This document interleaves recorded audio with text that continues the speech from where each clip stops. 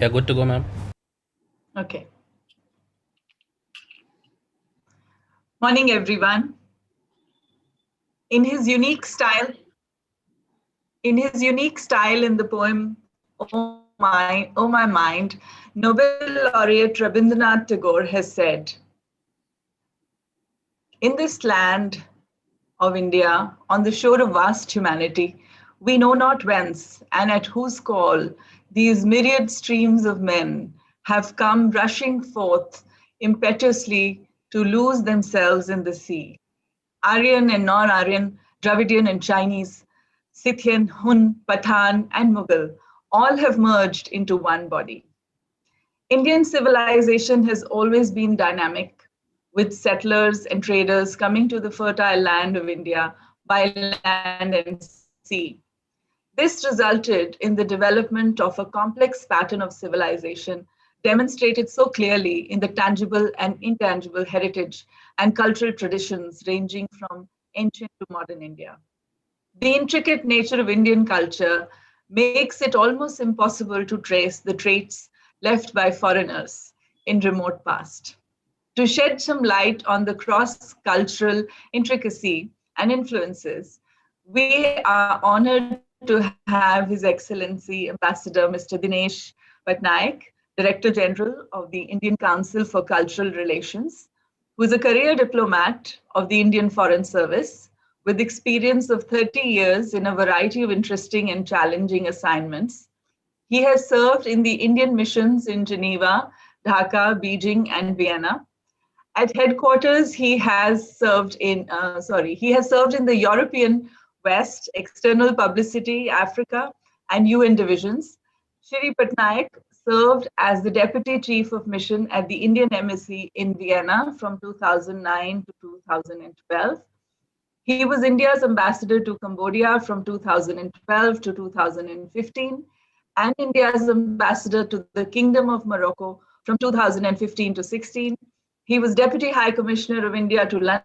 from 2016 to 17 and thereafter Secretary CP and OIA in the Ministry of External Affairs. Ambassador Patnaik holds a master's degree in business administration from the Indian Institute of Management. He also holds a master's degree in advanced international studies from the University of Vienna and certificate in international studies from the Diplomatic Academy Vienna. We are very happy to have you with us today, Mr. Patnaik. Thank you so much for joining us.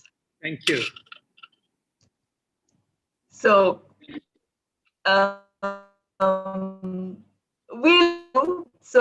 we'll have a conversation, chit chat, and pick your brains on some of the thoughts that you have on the cross-cultural influences. I'll start with my first question. Like the theory of evolution, can we attribute the present variety of cultures to a so-called mother culture?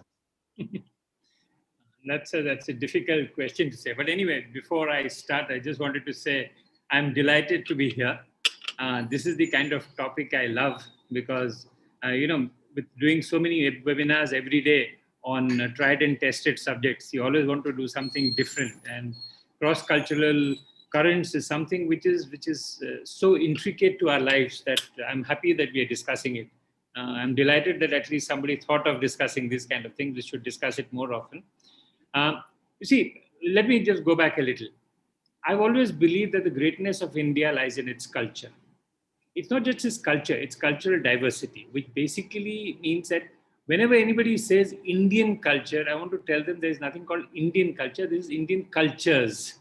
Because India is a mosaic of thousands of cultures, which forms a beautiful mosaic. It's just like us, our life. If you look at it, our life itself is a mosaic of so many different things, our attitudes, our food habits, the way we do things. Each individual is unique, but all these things put together make an individual. Similarly, the diversity of India makes India itself. So when you look at India, you look at a very nice chadar, one of those Rajasthani chadars with lots of little stuff from everywhere put together. And this mosaic is what is there.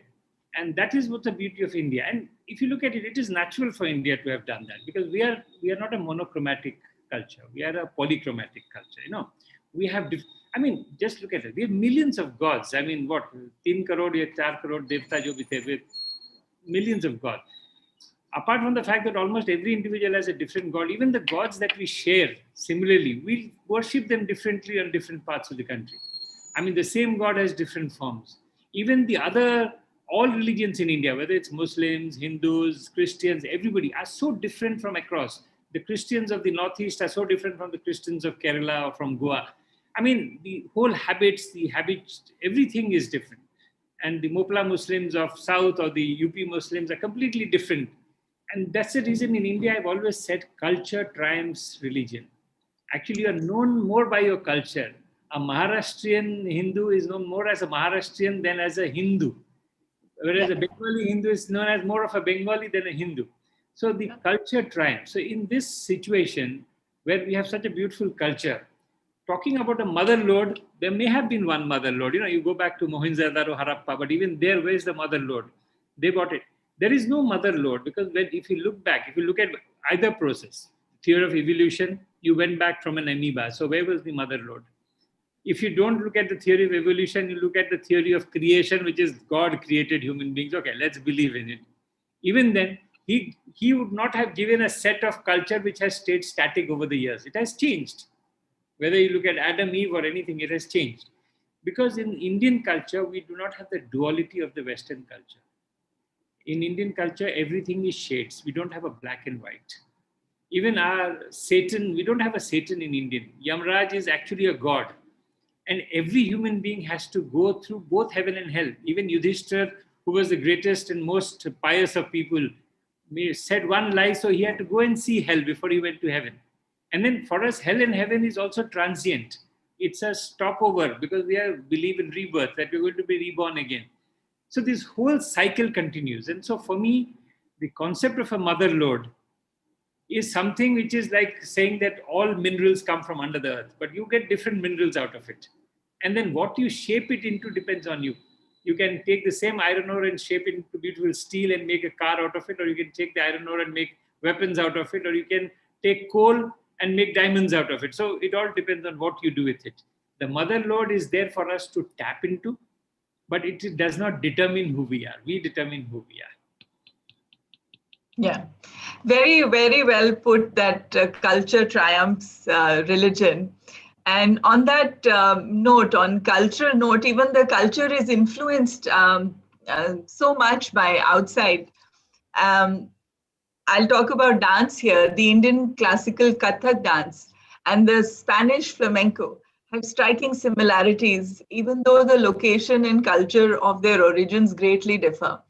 Is there any connection between the two dance forms? I'm sure you will tell us more. Has Kathak influenced flamenco or vice versa? See, influence always travels both ways. But ultimately, what happened? You know the Roma people in Europe. Yes. The Roma are the gypsies in Europe, who historical studies and scientific study have shown originated from India. And actually, it goes back to the time of Alexander the Great. When Alexander came here and all successive invasions, they opened up a pathway for people to go back. It was not just that they came here. They opened up a road for people to go back. So, when an army travels, it needs everything from cooks to ironsmiths to people who will do weapons, people who will carry stuff. So a lot of people went back, and they went traveling back and forth. These were the gypsies who carried our culture with them. And to a large extent, studies have shown that flamenco owes its origins to Kathak. But flamenco changed its styles, and Kathak has changed its style. But we need to work together. We've been doing ICCR in the past many years, has been doing a lot of programs, and a Kathak flamenco combination has been one of the best things we've done. It's beautiful.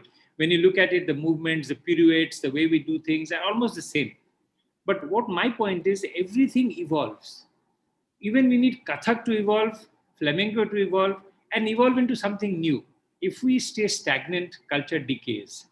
So the more we join up with others, the more beautiful things we create. And that is what ICCR is all about.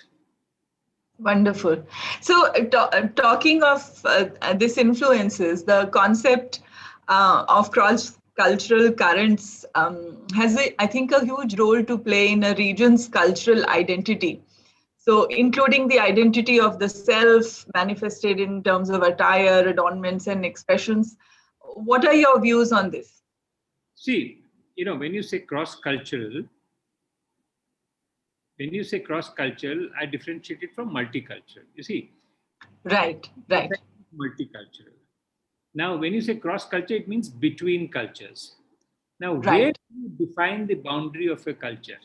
Yeah, You define the boundary of a culture as a state, as a nation, as a territory, as a, dependent. In India, it could be that every state has a different culture, and then it's an amalgamation of cultures. You go down to the district level, you look at every district has its yeah, own culture.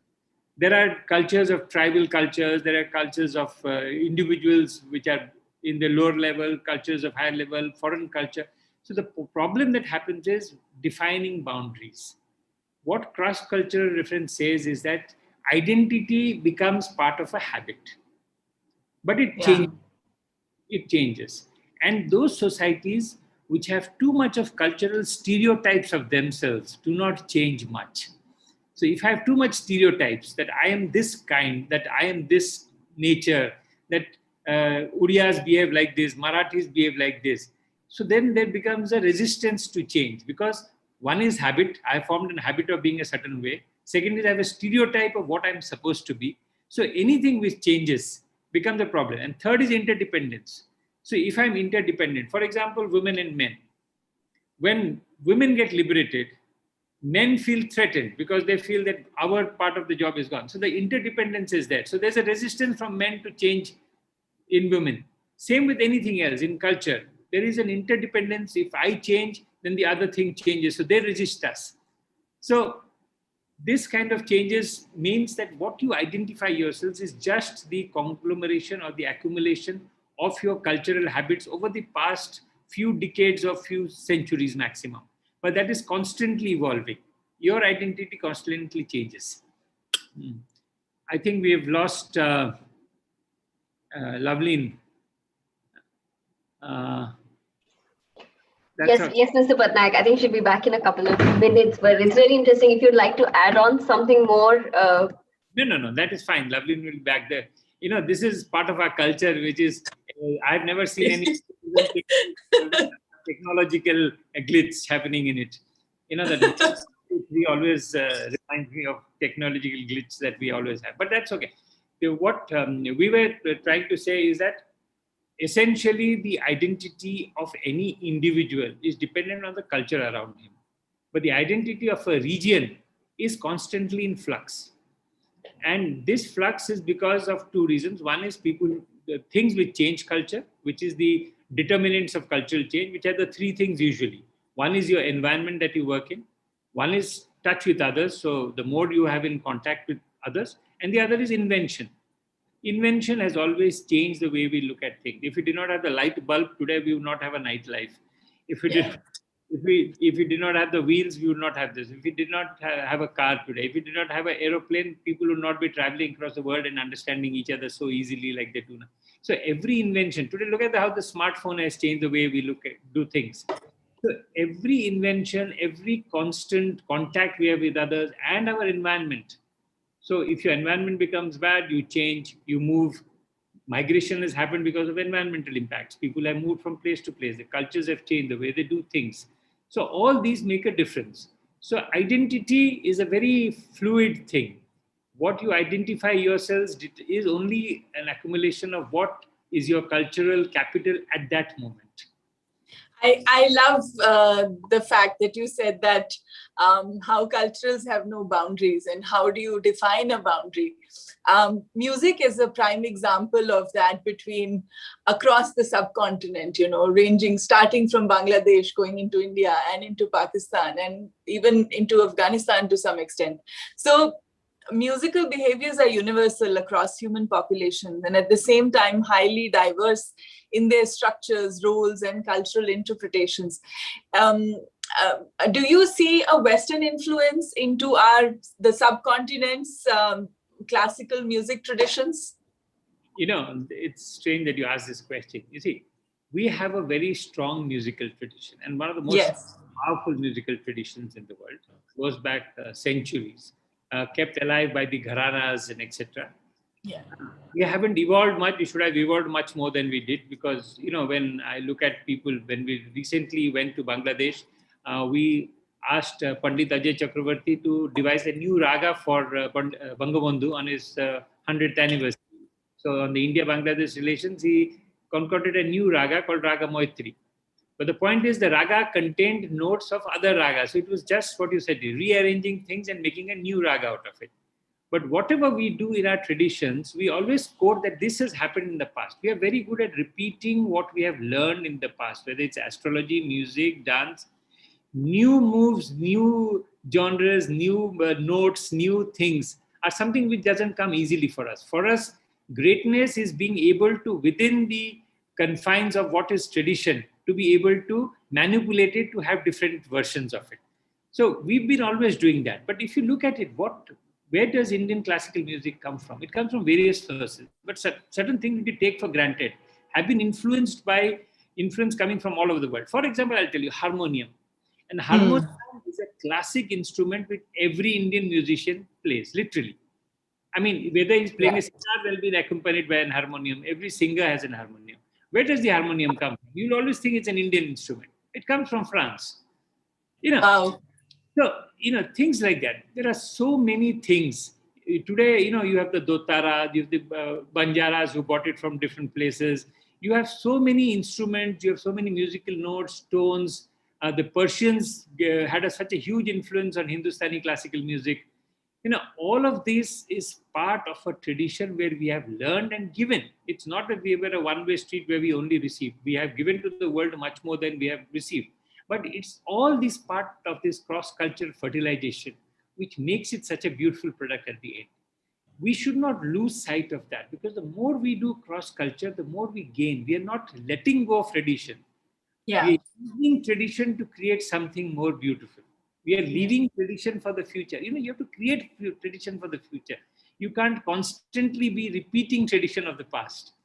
What do we leave to a future? They will keep on saying, my father did nothing because he only repeated what his grandfather did. Yeah. He has to have something that I leave for him. And that's something very important. Beautifully put yet again. So when we're talking of culture, how can we forget festivals? And I would like to focus on the cross-cultural currents, as you said, multicultural things within India. Let's say Holi, which is celebrated differently in different parts of India. What would you call this? A multicultural thing or a North Indian phenomena? Your take on different forms of Holi?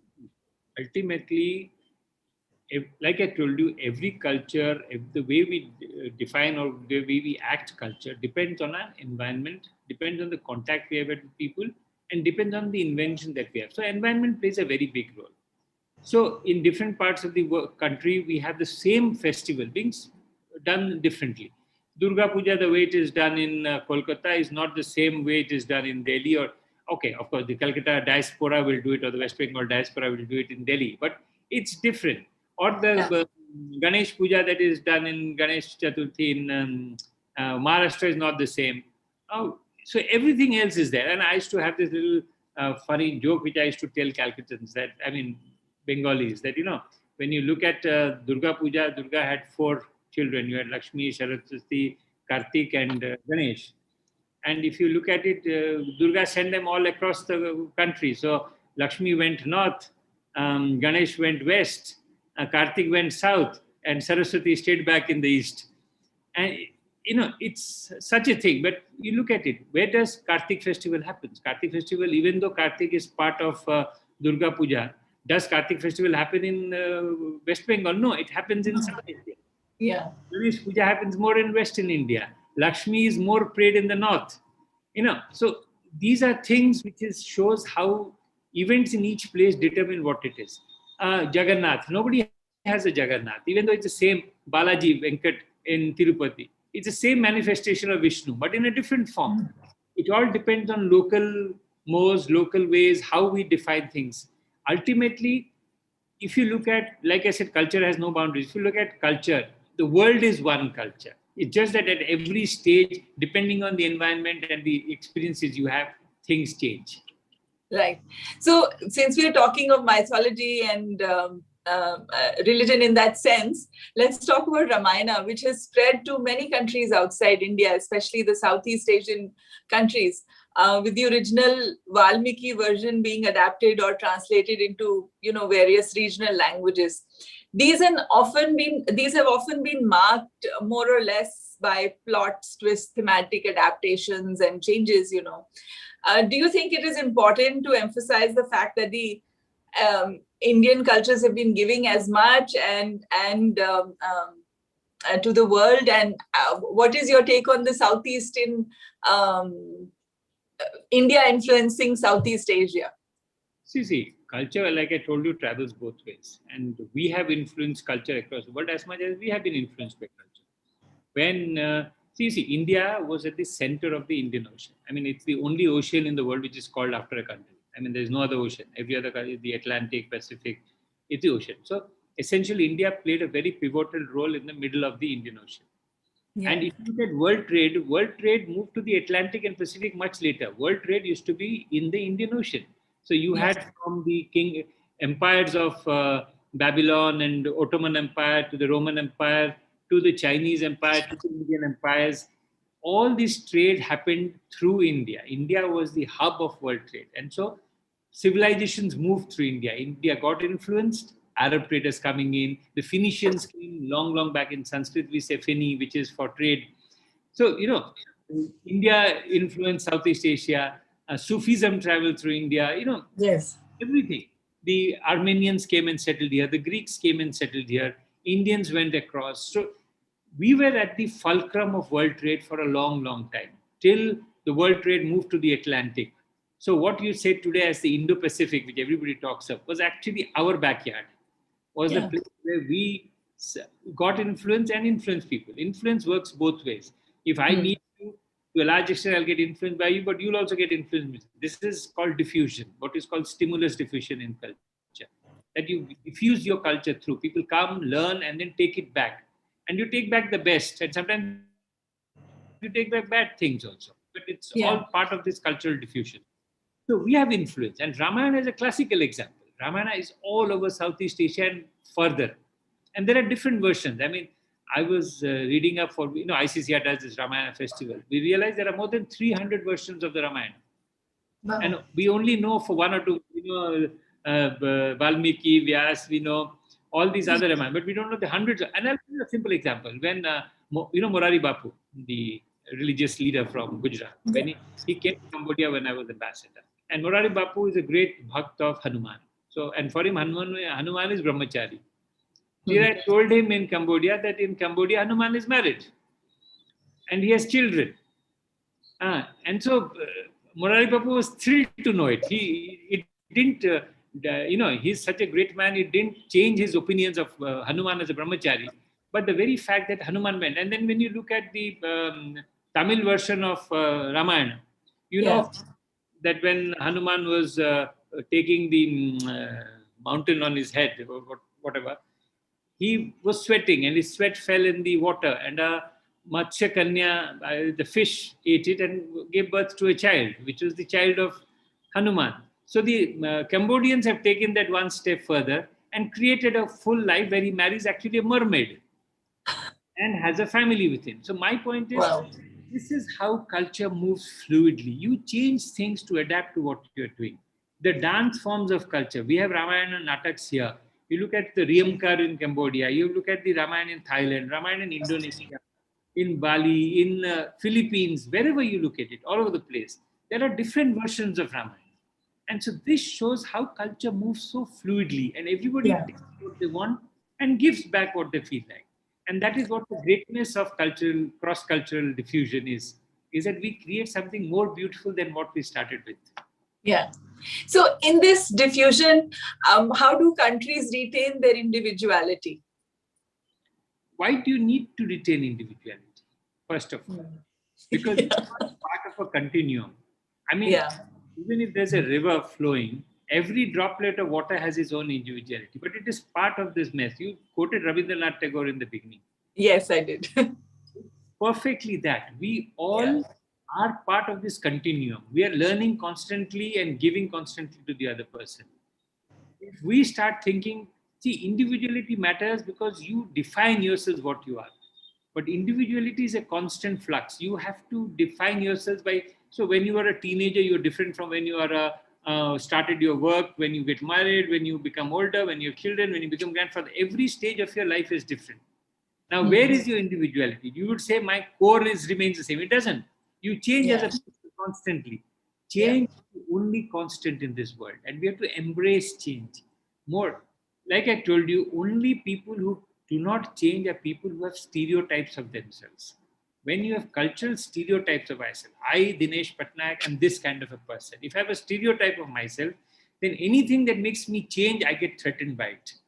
We have to give up cultural stereotypes. Stereotypes don't help us because they only define you in a box. You are ultimately going to go into a box at the end of your life. Why box yourselves when you are alive? How beautifully put. So my favorite thing in all this diffusion of culture is the food that we've got. Um, so one thing, I mean, that has really evolved in India. And I remember in a previous conversation, you were talking about tomatoes coming from somewhere and potatoes coming from the Portuguese explorers. So tell us something more about the diffusion that our food has seen.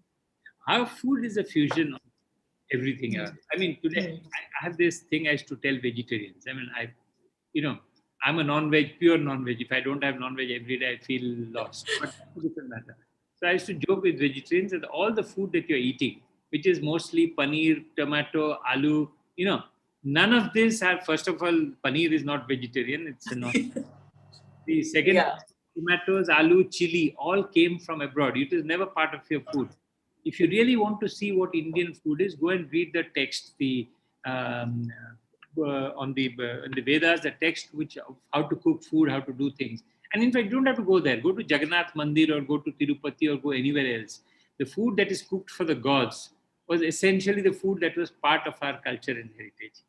You don't find tomatoes put there. You don't find aloo in those food. You don't find peas. Peas, we take peas for granted. Peas also came from outside. Everything. Dhania, coriander came from outside. Cumin seeds came from outside. All these things were bought by foreigners and we learned and adapted it. I mean, I'll give you a asafoetida, hing. Hing, yeah. Hing is used in all South Indian cuisine. Hing and Jain vegetarian food. They use hing so much. But hing is not produced in India. All comes from Afghanistan. Interesting. So my whole point is most of our food we have assumed is part of Indian food culture, but it's all part of this cross-cultural changes that have taken place over the world. And everything. Even the British. British are not great cooks or food fanatics. But what did the British give? They gave you tea, if nothing else. And today we drink tea as if it's our own. But the British brought tea into India. And they brought also whiskey also. Well, that's a very good thing they did. Or you look at anything. Cloves. Yeah.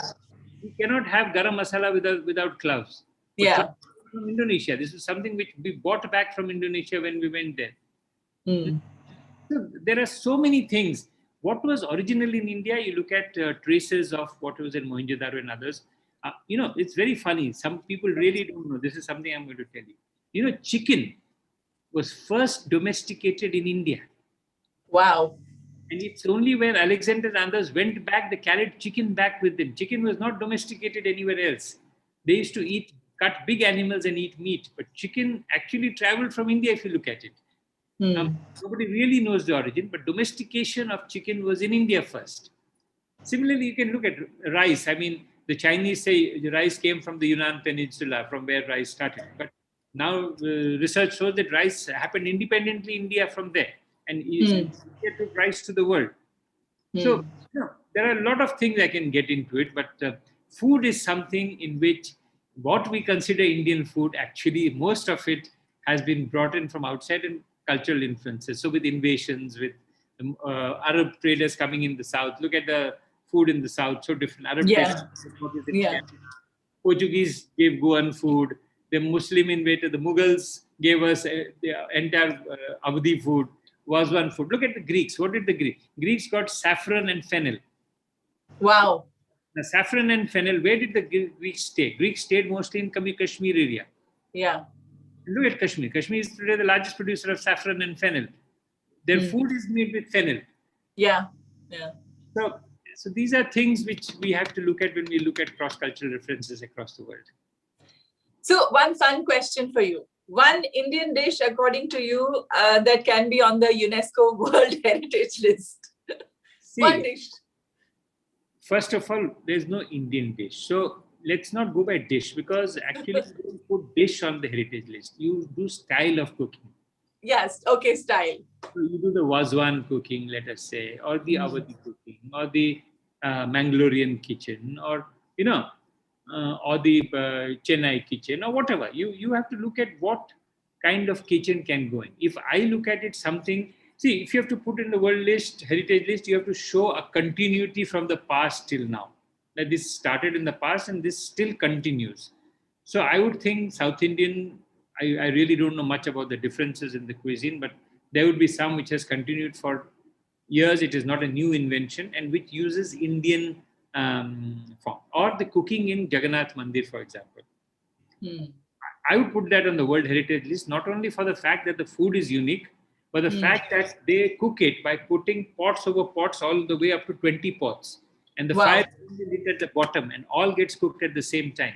It's just a technological marvel of how they do it. So, I mean, what I'm saying is there are many things we can put on the World Heritage list. But for that, we need to start doing research ourselves. In India, research into these things are done by journalists and people like you and me who don't go deep into it. Yeah. We need universities to research these cultural aspects. Culture in India is still seen as a social thing. It's not economic activity, as an academic activity, as a psychological activity which brings solace to people. As there are so many ways of looking at culture. But till it doesn't seen as an economic activity, we will never look at culture as an important aspect of our lives. Yeah. So the Jagannath food is like being cooked in a solar cooker, one on top of the other. It sounds like that. The fire is from the below and rest on top. They have holes in the below, so the steam goes up. So that is a scientific way that they have studied it. But the point is, it's a way of cooking which is unique. So these are things we need to put on the World Heritage list. So interesting. Now I want to go to Jagannath Puri and eat that food. It is given every day afternoon, the gods' food. The gods eat a little bit of everything else. Rest of all is eaten by people and sold to the public also. So you can pick it up. Yeah. So there are two sides to every coin, as they say. What, according to you, are the biggest advantages or disadvantages of negative impacts of cross-cultural currents? I have this theory of whether you want to be a bee or you want to be a fly. Okay, a honey bee or a house fly. And people ask me, what's the difference? I said, see, you put the honey bee in any dirty place in the world, the dirtiest place, but it will find that single flower and take honey out of it. You put a fly in the cleanest place in the world, it will find the dirtiest place and go and sit on it. Now, the point is, if I have to look for disadvantages, I can always find disadvantages. If I look for advantages, I can. It's like reading a newspaper. You read what you want to read. You don't read the entire newspaper. Some people read the headlines, some people read the international section, some people read murder or something has happened, some people read the comics. You basically go towards what you want to read. Similarly, in life, cross-cultural or any event that you talk, in culture, everything is very subjective. There are advantages, disadvantages. People talk about bad culture, cultural decay. There is nothing as such. It basically means that what you think is fixed has changed. So you are saying our culture is being threatened. Our culture has changed. The Western culture will decay our culture. It doesn't happen that way. Everything changes, everything. Culture remains constant and grows. Every impact with other people makes culture become more stronger. Culture cannot become decayed. It is an accumulation of all the things that you learn. How can it decay? It's actually becomes growth every time. So even if you listen to pop music or Beyonce and you think my classical music is the only music in the world, then you are actually doing culture a dishonor, because everything is culture. You're just adding to your repertoire. You're not taking it away from there. So I don't see any disadvantages of cross-culture differences. It is So, sorry.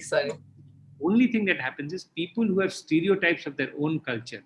Yeah. Culture is fixed in time. I will give you an example. For example, astrology. I tell astrologers that you are actually a cultural phenomenon. You consider yourself scientific, but what do? You do like every other cultural phenomenon in India. You repeat what has been written and told in the past. So you keep on saying this is what research have you done lately to show that you are actually taking forward the tradition? Somebody who mapped the planets 100 years back or 200 or 500 years back, you're just repeating what they have said.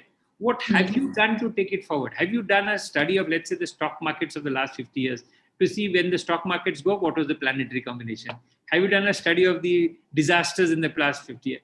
You don't do any study. You just repeat what was studied by others and you pretend that we are always saying that we were so glorious in the past. So because we were glorious in the past, we need to hold it like that. Because if it changes, then our glory is gone because we have nothing of our own today. So that is the fear. We have a lot of our own today. We have brilliant people today. We have brilliant musicians, dancers, technicians, everything. We need to create more. When is the last time a Bharatanatyam dancer created a new movement? Yeah. And, you have to create new movements, new styles. Whenever we create new, then the purists come in and say, no, this is not Bharatanatyam. This is something different. This is fusion. So take it out. Yeah. You need to get out of that mindset. It's like, I always tell people, it's like an MBBS degree. An MBBS degree makes you a doctor. After that, what you specialize depends on you. Your culture, the basic part, is there for you. What you make of it, it depends on you. You can take the same culture and make something else. It doesn't destroy what you have. So becoming a neurosurgeon doesn't mean I'm no more an MBBS. Yeah. Culture remains with me. I'm just creating something new. It doesn't destroy that old culture. So what would you say to people who believe that culture is constant and have all kinds of insecurities about change? Well, I have nothing to say. See, the world is, it's very simple. Everybody has a right to decide what they want for themselves. That you cannot take away. That's part of our culture also. The whole part of our culture was debate. The argumented Indian, which Amartya Sen says. Yes. India is full of debate. The problem is we have not understood the meaning of debate. We always look at debate as winning or losing, that I have to win at the end. Debate is only about raising issues. I raise my issues, you raise issues. The audience then decides for themselves what they think is the right combination of both. There is no winning or losing. So same way with this. If somebody believes culture is constant, they have to keep it like that, let them work on it. But let them not stop people who wanting to change. My problem is always that I want to keep culture like this. That is my way. But I will stop you from changing culture. Why should you stop anybody? I'm not stopping you from keeping it constant. So don't stop me from changing it. Let everybody have the way of doing things. That is my only take. Yeah. So during your tenure in different countries as ambassador, what has been one leitmotif of cross-cultural current that you've noticed that has stood out for you or that has been unique? One is that change is constant. Every culture has changed. I have seen how cultures of everything changes. I mean, an organization culture change, multinational corporations change, the UN I have seen changing over the years. Everything changes because change is constant. We are remaining in a flux. What has been the only thing that I've seen is that people are now today much more open to taking in input from other cultures. Because of television, because of communication, social media, today awareness is much more than what it was before. And because of that awareness, people are more willing to accept change now than before. So I really don't know what constant is there across all countries, but every country is today more willing to open up and nobody is closed. And we in India are actually should be at the forefront of change because we are the only really multicultural country in this world. I mean, the diversity in India is just mind boggling. I was looking at all countries, what their cultural organization like India does. You know, like ICCI is a cultural organization for India. There are many other countries have their own. Yeah. Most of them focus on language because they're all uni-language countries. Very few countries are multilingual. We have so many languages. You show me a country which is they may have dialectal differences or they may have differences between the way they do things. So Wales and so Scotland and UK may speak English but in a different accent, but its basis remains the same. For us, they're entirely different. We are like the European Union, 23 different countries. Even within the European Union, there is so much similarities. There is a continuity. For us, the dissimilarities are much more than the similarities. To try to force us to say that we are all one kind of person is doing a disservice to India. The beauty in India lies in being a mosaic, not a normal wall with single color. You know, that's it. So monoculture is not good. It's not good. What I'm saying, if you think you find beauty in monoculture, go ahead and do it. Yeah. I am not stopping anybody from what they consider beauty. If you find beauty in monoculture, go ahead and do it. But don't say because I consider beauty in monoculture, everybody else has to find beauty in monoculture. Let others find beauty wherever they want to. That's my only take in life. Beautifully said. And I love the fact that you brought alive how cross-cultural thing is a continuous flow like a river and it never ceases to stop and it's evolving all the time. I'm sure my colleagues have lots of questions and viewers have some questions. So would you like to say something before I open the floor for Q&A? I think I've said enough. But one of the few things which is happening in the world today, which we in India are proud of, but we are not proud of the other way around, is cross-cultural leadership today, which is people from different cultures being leaders in other cultures. When you look at Sundar Pichai or a Satya Nadella or a Indra Nui, they moved from one culture but became leaders in another culture. Yeah. So, but yet we feel very proud when somebody else does very well abroad. So if a Sundar Pichai or a Nadella or a Indra Nui do well, we are very proud. But when a foreigner comes and does well in India, we say, "Arey, हमारे पास क्या लोग नहीं है कि बाहर के लोग लाके कर रहे हैं." We have to get out of that mentality. Yeah. We have to see ourselves as leaders in cross-cultural things, not as always defensive. Our culture is something to be proud of, to take across the world. But our culture becomes more vibrant when it is mixed with other cultures, when it collaborates with other cultures, when we do things together. You talked about Kathak flamenco. I'm talking about everything from Latin music and Indian music today, Carnatic music and gypsy dancing. You name anything. Let's do this kind of cross-cultural events which actually take out the beauty of things. When Ravi Shankar went and did sitar and played with the Beatles, I mean, it created a different world. We opened up India to the world. There was a beautiful article in The Guardian recently where the writer talks about how Ravi Shankar influenced the music of Beatles. So that was also very interesting. But everybody influenced everybody. I mean, what Ravi Shankar did. What Ravi Shankar did was most purists would not like. He shortened his alap. He made it faster so that it adapts to the Western audience's requirements. But that he learned from the Western audiences. Same way they learned from him different things. So everybody, culture is not a one-way street. It's a flow. It's a maze. So where everybody learns from everybody. And what comes out at the end is something beautiful. Yeah. So on that note, I will open the floor for Q&A. Please post your questions in the Q&A, those attending the webinar on Zoom, and we will try and answer them. We have about 10 minutes, 10, 15 minutes to take on Q&A. So, Usually I like it when there's no Q&A because it makes me feel that I've been comprehensive. So Ernest is in our management committee. He's saying, enjoyed the conversation, very informative. And his question is, what did Indians eat before all the foreign vegetables came in along with the Europeans? No, like I told you, when you look at your Vedic text, for example, when Mohenjo-daro, they did the test, they found brinjal to be one of the things that were brought up there. Right. Pepper used to be part of Indian thing. So how did you know pepper? Pepper traveled all over the world. When Ramses II was mummified in Egypt, and I'm talking about Egyptian time, Egypt was highly developed. When he's mummified, there were peppercorns in his ears and nose to mummify them. And those peppercorns came from India. What I'm saying is Indians ate everything. They had tinda, loki, ghia, these were all part of Karela. These were all part of what grows in India. The gourd family. Yes. So these were the gourd family.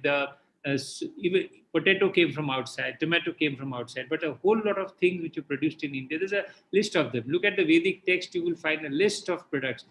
Like I told you, go to temple cooking. Then you'll realize what was originally in India. Temple cooking don't have cooking with foreign products. Not talking about recent temples, I'm talking about... Yeah. So there is an interesting question from Pratik. He's saying, while we adapt and we influence each other, how do we preserve heritage in that case? Things that need to be preserved. No, you do both at the same time. See, preservation doesn't mean continuation of the same thing.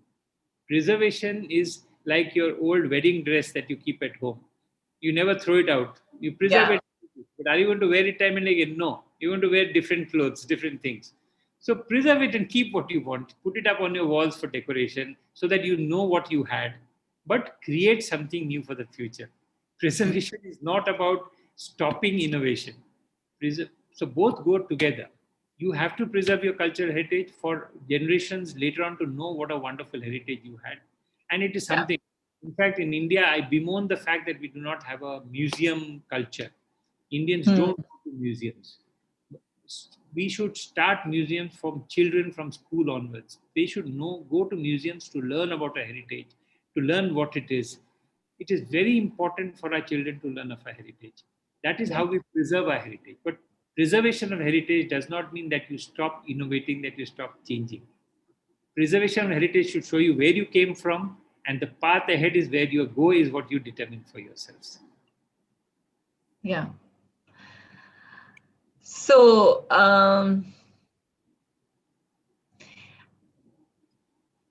according to one guy who's saying, from whatever he's understood, that people ate only boiled food and khichdi in the olden times. Is that true? Well, I don't have any scientific knowledge to say whether it's true or not. You still eat boiled food and khichdi. So it depends on if you...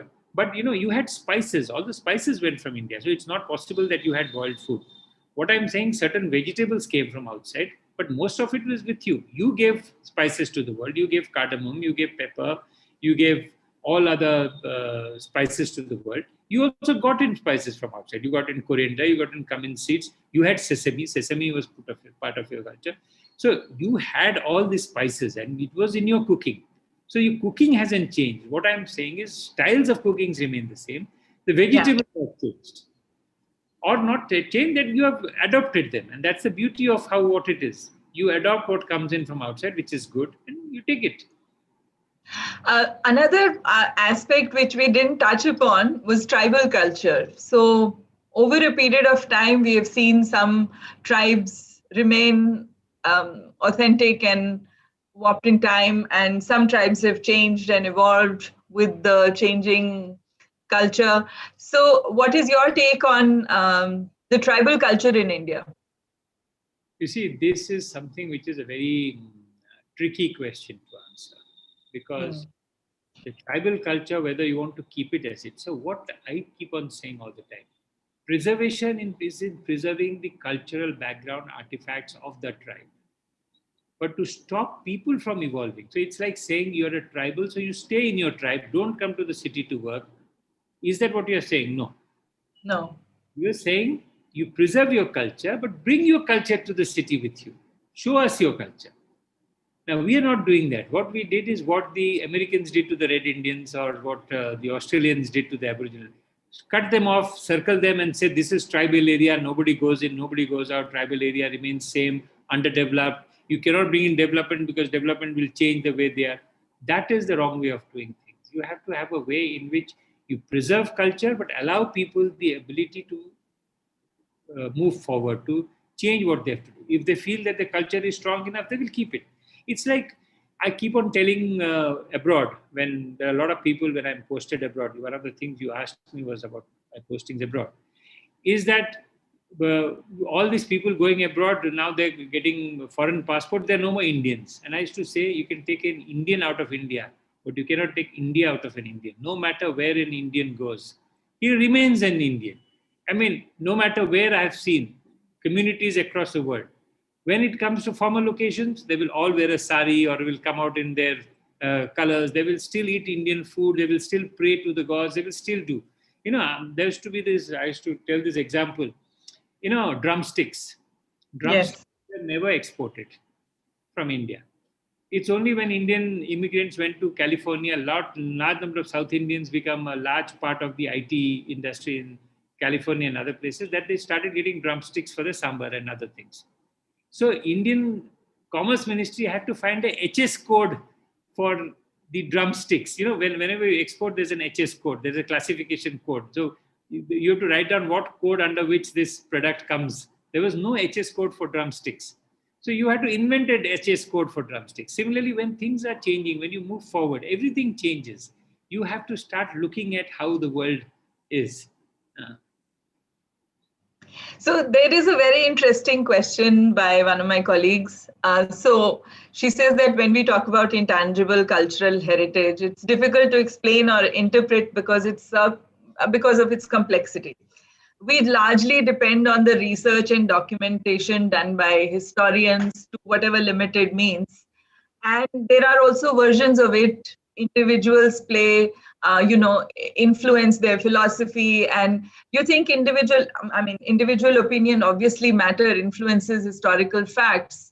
What is the best and authentic way to know about a country's culture? How do we sift the correct information from the wrong information being floated? See, there is nothing called authentic. It's like history is written by the winners. So whatever the winners write is what it is. Yeah. The problem with Indian culture has been that most of the studies done on Indian culture have been done by foreigners. Especially during the British occupation, the French, the British, everybody. In fact, most of our monuments were rediscovered by the Britishers than we did. Archaeological Survey of India was set up by the Britishers. The Anthropological Survey of India was set up by the Britishers. The Geological Survey of India was set up by the Britishers. They did this survey. So what has happened is when foreigners do your study, they have biases. And the biases come from two facts. One is looking at you as exotic. So whatever happens, so they find what is exotic in your culture and bring it out. And the other comes from a supremacist way. That is, we are a greater culture, so we have to show their culture as being tribal, as being aboriginal, as being exotic, as being something to look at, put in a zoo or put in a museum. Nobody looks at living culture. So the biases will remain. So the only way you can get out of the biases is to have your own people study so that they give a body of evidence. But the problem is when your own people study, then they have bias of nationalistic feelings. Everything happens, our thing was so great. We are the best in the world, like we do all the time. We Indians love being the best in everything. We cannot stand being not the best in the world. But, so we keep on constantly saying we are the best. So there are biases on both sides. But the fact is, when your own people do the study, they bring a body of knowledge which is maybe different from what others study. So take both and find out what is the best in both of them. There is nothing called authentic. Everything, it all looks at how you look at it. Where you stand depends on where you sit, or where you sit depends on where you stand. So you have to look at things through your own perspective and take the best of what it is there. Okay, so we'll just take the last question and then I think we'll wind up. And Neeraj is asking, traditionally, Indian culture places a high importance on authority and status. You can say patriarchy. Communication between levels is relatively closed. So often insight or suggestions from lower levels to positions of higher levels is seldom shared. What are your views on this? No, to a large extent, that is true. I mean, I am not going to deny that. That is one of the few things. Somebody asked me sometime back, what is Indian culture? I mean, what is core to Indian culture? One of the few things core to Indian is a rigid social hierarchy. Yeah. Whether it's in the family, whether in the society, where we are from childhood taught our position in society. Some of us, even if you move up and down, when you go back to your family, your position is fixed. So there is a societal pressure, the rigid social hierarchy, which is it's changing in cities, it's changing in villages. Television has brought a huge change. Now social media is bringing a huge change. Things are changing, but in India, that part of it is true, that there is a rigid social hierarchy, and this rigid social hierarchy, even though changing, is part of our culture. There's nothing wrong with it. We live in it. People get surprised when, even as a big leader, we go and touch the feet of our parents, of our elders. So even if you have been highly successful, when you come home, these are things which are taught to this part of the culture. It's nothing wrong with it. And the people who say, it shows that you have a, inferior mentality, is not true. There is no inferiority in listening to your culture. This is something which is very good. It will change over time. It has been changing. You can see change around you. When earlier families never used to put emphasis on education of women, now there is an emphasis on education of the girl child. People are happy. There are things changing, and it takes time. Social norms take a lot of time. In fact, that's the problem that happens with culture change. Culture change, people, why they think culture is constant?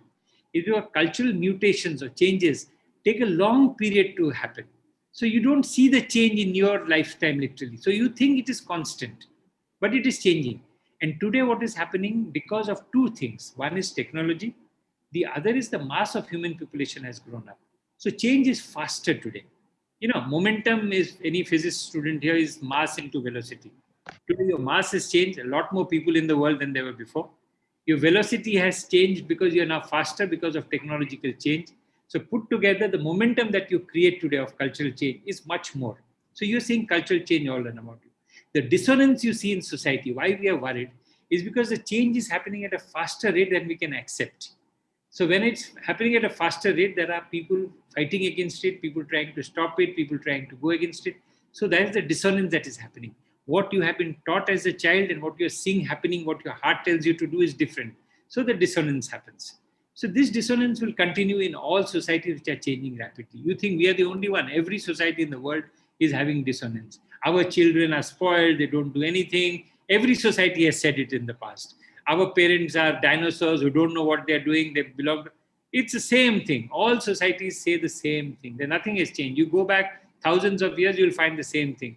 There's a Greek story of how the same things were said in Greek times as they're being said now. So technologically, everything changes. We are now changing much faster than before. The dissonance is much more stronger. So accept it. As you said, change is the only constant thing. So on that note, I think we will end this session. Thank you so much for joining us. And Deepak is here. So Deepak, may I invite you to just say a few words before we end the session? I wish the session was not ending. That's all. That's what I would say. But culture triumphs religion. Culture has no boundaries. Cross-cultural fertilization. We build tradition for the future. Amazing. I mean, there's just such beautiful thoughts this morning.